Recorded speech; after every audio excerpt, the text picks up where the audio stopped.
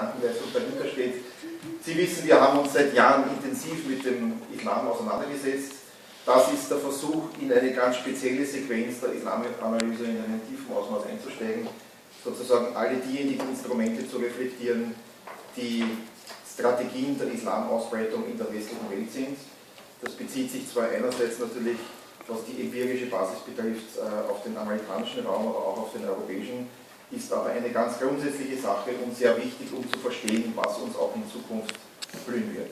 Ich mache die Einleitung nicht allzu lange, freue mich, dass wir eine mit Sicherheit sehr diskussionsfähige Runde sind und möchte die stellvertretende Obfrau des Wiener Akademikerbundes bitten, unseren Gast und Vortragenden vorzustellen.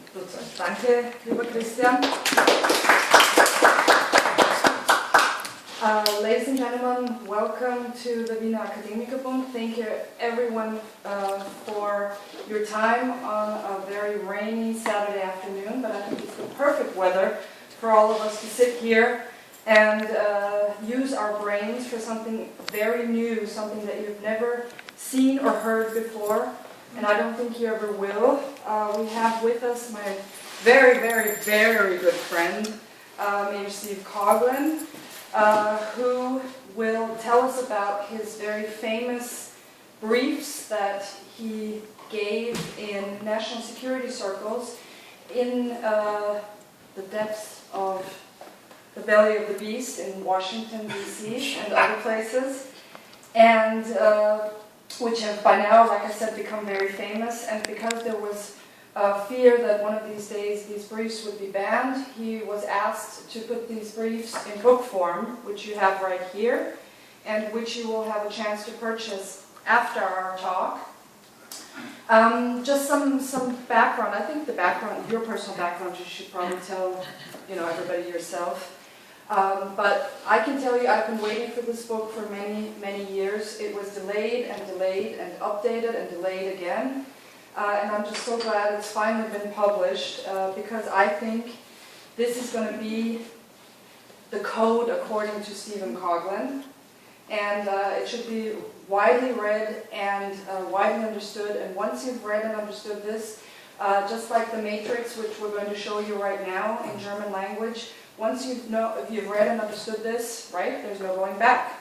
You're going to understand everything that's going on in this world right now when it comes to Islam and its infiltration, tactics and strategy. And so without further ado, I think you should start your brief. And very welcome to Vienna, and thank you for being here this afternoon. Yes.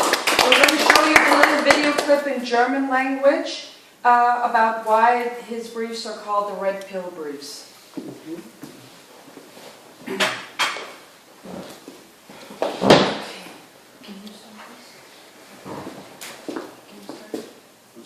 Is it loud enough, hopefully, the sound, or is it switched on, or how? Do you need a hand in the bucket?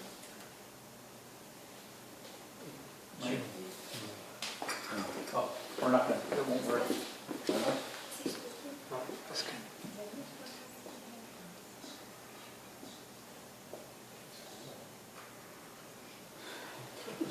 No. No. Okay, it's not loud enough, so. What I'd like to do, thank you for the introduction and thank you for having me here, because I think we're not going to, we run into technology issues. When you first do this, you start crying, I can't do this brief, but you run into enough, you do this stuff enough, you run into technology issues, you just kind of move on. This is a scene from a movie called The Matrix, and it's how many people here have seen the movie The Matrix? Okay, like The Lord of the Rings we were talking earlier, this is a movie that came out in 1999 as science fiction, and you have to accept that. But there are a whole lot of themes that were coming into there.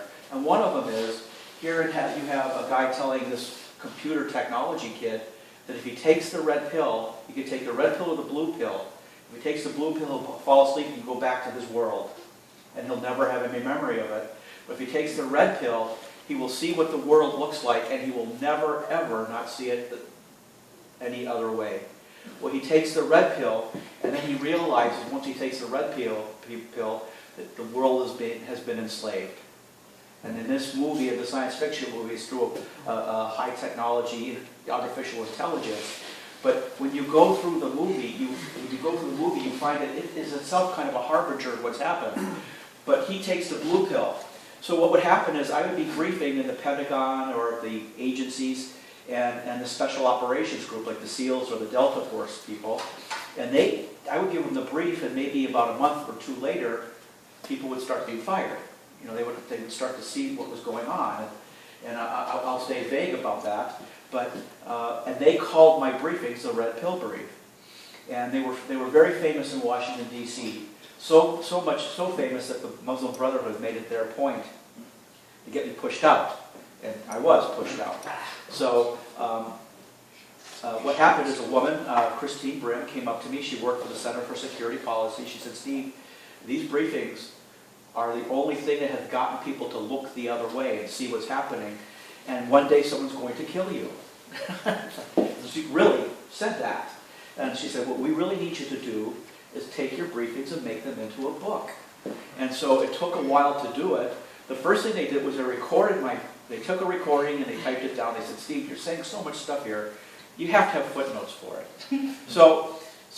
And we don't know how to do it because they wanted me to do a presentation, they recorded and turn it into a book, and that was my contribution. So then they come back and say, "And we don't know where you got these sources. Can you do that?" Well, that took 2 years because, of course, I'm working full time. The long and short of it is, this book came out, and it reflects my briefings, and it has been banned by the White House. And I'm not trying to, this is a book that is hard in English if you're native speaking English, so I'm not going to be hurt by any feelings if people say I'll pass on it. But I just want to show you that what the book tries to do from the perspective of somebody who's worked this issue in detail is, I just want to tell you how I did it. The organizing principle, that's a quote from Barack Obama when he basically said the one organizing principle in the Muslim world is Sharia. And so I raised the question, if we all agree that Sharia is the one organizing principle in the Muslim world, how can you criminalize us knowing it?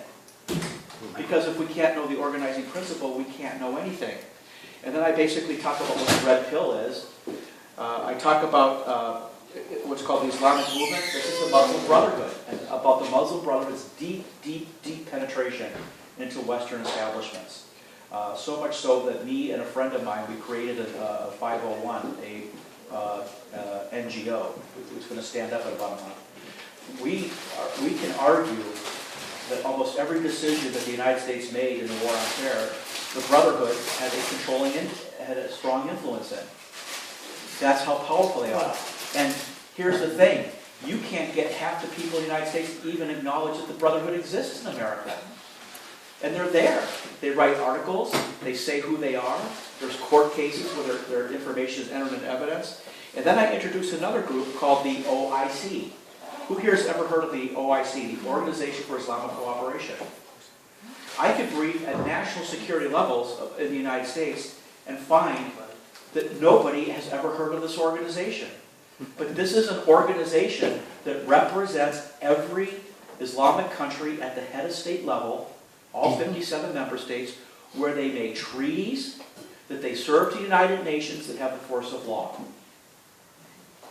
And our national leaders do not even know this entity exists. So that, for example, in 1992, they served the United Nations something called the Cairo Declaration on Human Rights in Islam. Who here has not heard of that? You have not heard. Not heard of that? Oh, yes. Okay. Okay, well, and please, if somebody, because I talk fast, people in English in America say, "Steve, slow down." Please tell me to slow down. If there's something I said that it's not making the jump, we have enough English-speaking, German-speaking people. I'm willing to step back and have it explained. I'm not here to bull rush anybody. But now think about this. You didn't know the OIC existed, yet in 1992 they served a legal instrument to the United Nations saying, when the Islamic world says human rights, they mean Sharia, and they mean nothing else but Sharia. So that when you go to the OSCE and you hear the Islamic entities talking about human rights, and you think they're talking about human rights from the Universal Declaration of Human Rights, they are not. They're talking about something completely different and recognized at the United Nations. So let me give you an example that I'm making up. This is not a real story, okay? So you go agree with an Islamic country that they can go into the Sudan to do peacekeeping and didn't realize that that gave them a mandate to implement Sharia, which would be to kill the non-Muslims. This is where the rubber meets the road. And when you go Google this, at a certain point you'll be shocked that this could be this public and nobody knows about it. And then you have to ask, how is it that at a cultural level, critical information, which is plainly available, is completely concealed, in plain sight? In 1999, the same OIC created something called the International Convention on Countering Terrorism. And the first two articles, then they served to the United Nations. The first two articles, back to back, say, we define terrorism according to Sharia law. Well, that means that you can't read the rest of the stuff that would read like anybody's condemning terrorism. But guess what? Guess what Islamic law does not consider terrorism? Jihad. Killing churches and Jews. Jihad. Yeah. Okay? So you will always hear them say, we condemn all forms of terrorism, and every third or fourth time you'll hear them say, according to Sharia. Yeah. So, but does it matter that we have diplomatic corps that do not know this when they're negotiating? So let me give you another one, and I'll bring it home. In 2005, in December 2005, the OIC met at the head of state level, and they came up with something called the 10-year program of action. And the 10-year program of action was to impose Islamic speech codes on the world through the United Nations. Okay? They adopted a term that was put into motion by an organization in America called, I'll get back to you, called the International Institute of Islamic Thought, right there. Okay, the IIIT, a Muslim Brotherhood group. They are the ones who coined the phrase Islamophobia in the late 1980s, where they said, here's the thinking, the left is so successful on racism, sexism, homophobia, that if we put Islamophobia right after that, we could get the left to implement half of our program as part of their program with them never understanding. So there's a little sidebar. You can't understand the attack pattern of the Islamic and the Brotherhood, the OIC and the Brotherhood, if you don't understand it's grafted on top of a multicultural narrative, which at a certain point they'll just cast aside if they win, if the left wins, they do that. So what I'm trying to point out here is, in 2005, they passed a resolution at the head of state level. Every head of state of the Islamic world was good with this, saying that they wanted to convert the speech codes of America to what? To Islamic speech code standards. And guess what? I'm cutting it short here, but Islamic speech law says that you can't say anything about Islam that Islam does not permit you to say, even if it's correct. Yeah. Wow. Even if it's correct. It's So when you go to the OSCE last Thursday night, and you had the left saying on record that you could say something known to be true and that would qualify as hate speech, you would know that that is completely alien to Western concepts of free speech, that our diplomatic world is all on board with, that is completely in line with Islamic speech standards. So I want to bring that current because this is the 10th year of the 10-year program of action. In the first week of the first month of the 10-year plan, Charlie Hebdo. Then you had Copenhagen. Then you had a third thing, which I can't remember. You had the attempted killing in Garland, Texas. This is the year they plan to execute that. And you're going to see series of events that are going to get you to be called strange for standing up for free speech rights, that your own leaders and media are going to say you are a hater because you're advocating hate. And while we believe in free speech, we don't believe in hate, and that's illegal. And the reason they'll do that is because there'll be acts of terrorism. a question, was Fort Hood part of their program? Forfeit? Forfeit the No, Muslim- no. But let me say this. In January 2000, and I don't want to spend too much time because we're going to go to the interfaith part of this. In January 2005, excuse me, in December 2005, you had the OIC declare, okay, the 10-year plan. In January of 2006, I was warning Central Command, the Joint Chiefs of Staff, and OSD and other people, you need to watch what's going on over in Europe with this cartoon crisis. This is big. Get out of here. We got a war to fight. So in March, they asked me to come and say, Steve, could you please explain to us how you saw this coming? Because we didn't see it. I said, yes, you did, because I sent you this stuff. Yeah, but we didn't see it. And guess what? They never, ever see it. But why are they so blind? Why are they so blind? Well, let's put that off to questions and answers at the end. Okay, But sorry. let me just say, you then had the cartoon crisis. Later that year, you had Pope Benedict and his Regensburg speech. Then you had the trial of, the attempted trial of Geert Wilders. Then you had the Quran burning minister in Florida.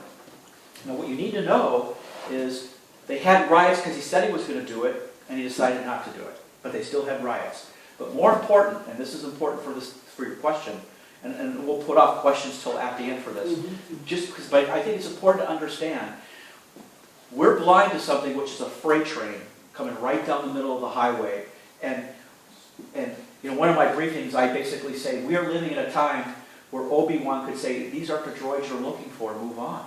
That people will just say, just like we saw at the conference, this is not real, we could just not look at that. And you watch everybody look a different way. But what you had is, what's really important about the OIC, the 10-year program of action, is then, after they had the riots with the minister who did burn a Quran, then about 3 months later, you find in Mazar-e-Sharif, which is a backwater of Afghanistan, 90% illiteracy, 99% does not speak English, right? Okay, and all of a sudden there are these massive riots because it turned out that a minister then did burn a Quran in Florida.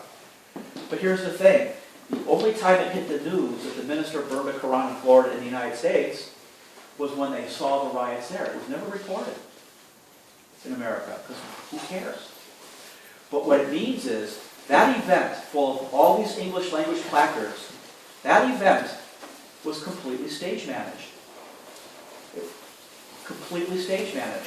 The only people killed were, guess what? UN employees. Only people killed. But the point of it is, you had these riots in Mazar-e-Sharif that were extremely violent, and they had Central Command literally go, oh, what's going on here? And the goal was for them to turn around and say, listen, Minister, you're exercising your First Amendment right inside the United States is getting in the way of us fighting our war here. And so, did that activity help or hurt for the OIC? It already got our leaders to understand their success in terms of satisfying their narrative against U.S. citizens. Then you had a situation where a sergeant in the U.S. Army was asked by an imam in a jail, the Bagram jail, to burn Qurans because they were spreading messages about it. This is not under, nobody argues this. This is not, these are stipulated, that's a stipulated fact. Okay, so at the direction of the imam, they go and burn Qurans. And in Islamic law it says that proper destruction of a Quran is through burning. There are massive riots. Karzai, not the Taliban, okay, the OIC, not Al-Qaeda, demand that he be punished, and be punished severely, and there's riots. And nobody can understand this huge violent upswing. The command, the Central Command, MNFI, or ISAF, International Security Force Afghanistan, they're totally shocked at this huge uprising. Don't know what to do about it. But the interesting thing is Karzai then brought in the Taliban to negotiate with each other about what the proper punishment should be for the soldier. They conceded in their own discussion that they knew he had no intention to do wrong, demanding his punishment. You had the U.S. Army review his activities and say he violated no Uniform Code of Military Justice statute. So the side demanding punishment understood there was no intention. The side who was being asked to punish understood there was no violation of the law, and he was punished. Now that's pretty unprecedented. So the thing is as we see this 10-year program of action, they planned it this year, so you should expect to see very harsh actions where your action-reaction cycle should be how to respond to your media when they try to adopt that standard to shut you down. And this is where I get to a point where we're going to go into the briefing because I spent too much time here. But it's important to know the 10-year plan. And it's really in there. It's really locked in solid. What did I want to say? It's really important to know. Well, I'll go on. But what I want to show you here is just going through it's just the table of contents. After we get through the OIC I talk about what their program of action is. And then part 7, it's a 100-page chapter. It's called Catastrophic Failures. And the first thing I do is I show how there was catastrophic failure by our law enforcement inside the United States not to take action against people known to be dangerous, already identified as terrorists. For example, Anwar al-Awlaki, okay, was already identified as a Hamas and an Al-Qaeda terrorist when you read their notes and they say we stopped following him when he went into the Pentagon to brief our generals on multiculturalism. You read the FBI note after that very organization identified him as a terrorist. They said we stopped monitoring him when he went to the U.S. Capitol building to do the Friday prayers. And so you're saying, well, why was he allowed to go into the Pentagon? Why was he allowed? Because I was working in the Pentagon at that time, and I say, now I know why these generals were telling me I didn't have the big picture, if you know what I mean. But the point of it is, you get to Major Hasan, who shot those people in Fort Hood. They knew he was a bad guy and did not take action. Yeah. You had the April 15th Boston Marathon bombing. Yeah. Okay, the Russians gave U.S. law enforcement clear warning of how dangerous these people were, and now even at this thing in Garland, Texas, they announced their decision to act. What you have is every major terrorist attack inside the United States since 9/11, there is knowledge that the people whose job it was to protect our public from this let this happen in the face of information they knew they had. The second part of that Chapter 7, Catastrophic Failures, is about how it has affected our ability to fight the war over there. Okay? And I maintain the position that we allowed ourselves to be influenced by Islamic narratives from the Brotherhood, the Muslim Brotherhood, and through the OIC that ensured that every decision we made would fail. And fail at a critical point, according to someone else's estimation. And of course, Section 8 goes into the left-wing part of you have to understand the left-wing attack to understand how they're coming in through it. Because you can't understand what you're seeing at the OSCE unless you see that it's these statist diplomats who truly do not comprehend. Would you agree? They clearly have no comprehension of what's going on. That's true. When you're at a conference, where the theme is building bridges, and you don't know that building bridges is a major Muslim Brotherhood term that has a specific understood meaning, and you're talking about building bridges, you don't understand that narrative. If you don't understand the narrative you're talking throughout an entire international session, the European, the OSCE, Organization for Security and Cooperation in Europe, that the entire narrative is a narrative established by the OIC. Yeah. It's bad. What's worse, that they're following a narrative they don't know they're following, or that they would be following it and they did know? That's a philosophical question. But what I'd like to do is we'll go through this briefing, and what it has to do with is a certain part of it. Someone has to do this with me because I can't. It's a Different language. different escape. Okay, we just need to bring up the presentations. I said we can't go too far on questions because I went on a detour on the OIC. I think it's important because it'll give you understanding about why you'll see these, what appear to be random attacks. And there's a reason they can be random, but not random at the same time. So this is my brief. This is why I call it the Red Pill Brief. What's going to happen is maybe about 9 months from now, I'm going to hire somebody, a good editor, and we're going to take this book. It's got 150 pages of footnotes. We're going to, because this is about making sure you understand this is not going to be proven wrong. It's not going to get into a tie with anything. This is what's happening. But what I'll do is I'll take this book and we'll shrink it down to a 200-page book without footnotes that people can read and get the understanding of it. And then if they want to go back it up, they can go to a heavier book and get that.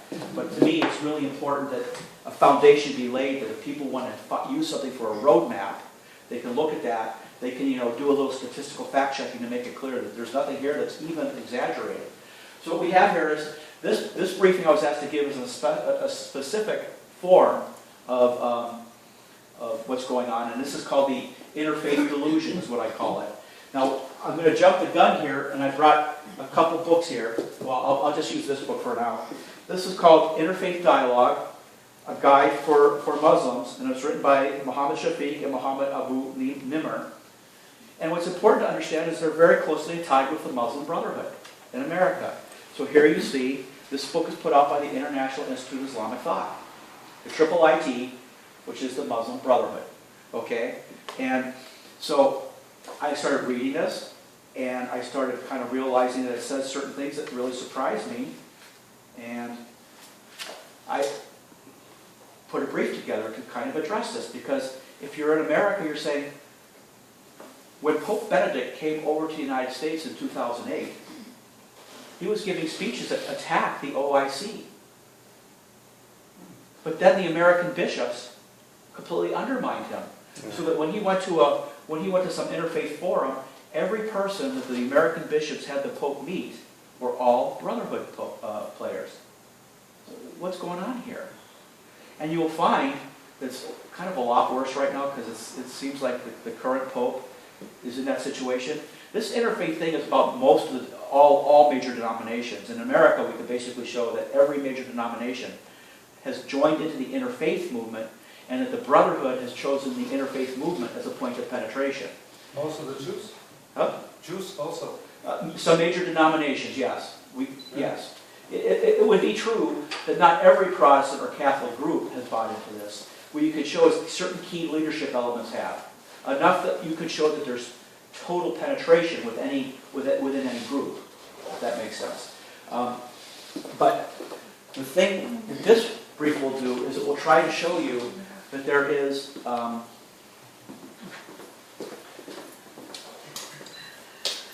to understand how they could penetrate through the interfaith movement, you kind of have to know what the interfaith movement is. And I'll let Elizabeth give some detail, but here's somebody that I'm being told he's an unknown person in Austria and in Europe, and there's a reason why. He's an American, okay? But his name is Saul Alinsky. Who here has never heard of Saul Alinsky? You've heard of him? Well, Americans have. Europeans. Okay, Saul Alinsky is a major left-wing player. You could say, are you familiar with something called the Frankfurt School? Yeah. Yes, of course. Okay, you could say he was knee-deep in the Frankfurt School. You could say he is a cultural Marxist. But he is the cultural Marxist in America. So when you hear people talk about community organizing, that's code language for Alinskyism. When you hear the word dialogue come up, well, there's one sense in which people dialogue. But when you hear it come up in certain programs, dialogue starts to take on a specific programmatic meaning. And here's the thing. Hillary Clinton wrote her thesis on Saul Alinsky. And Barack Obama used to teach him. And so I would argue that from a European point of view, to understand the operating system of the left in America, you kind of have to get your hands on this and who those players are. And I'll let her read a little point here, because he did dedicate his book. He did make a dedication to his book, and I'll have her read it in German. But I'll do this. I'll read it. I'll try to translate it. I'm not sure I can.